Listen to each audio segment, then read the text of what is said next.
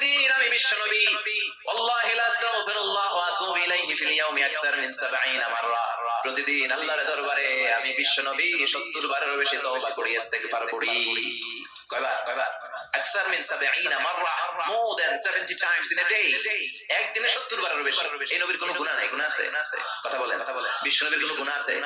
ওনার কোনো পাপ নাই, পঙ্কিলতা নাই, নিষ্পাপ একজন মহামানব, একজন অসাধারণ ব্যক্তিত্ব। তিনিও প্রতিদিন 70 বারেরও বেশি তওবা করতেন। তাহলে আমরা যারা গুনাহ সাগরে হাবুডুবু খাই, আমাদের করা দরকার কয়বার?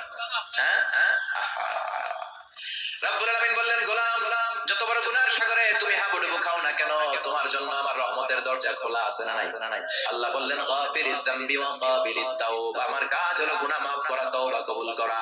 শয়তানের কাজ হলো খালি ওয়াসওয়াসা দেওয়া, বান্দার কাজ হলো ওয়াসওয়াসা খেয়ে গুনাহ করা। আল্লাহ বলে, আমি আল্লাহর কাজ হলো খালি ক্ষমা করা। আল্লাহ বলেন, তোরা যদি পাপ না করতি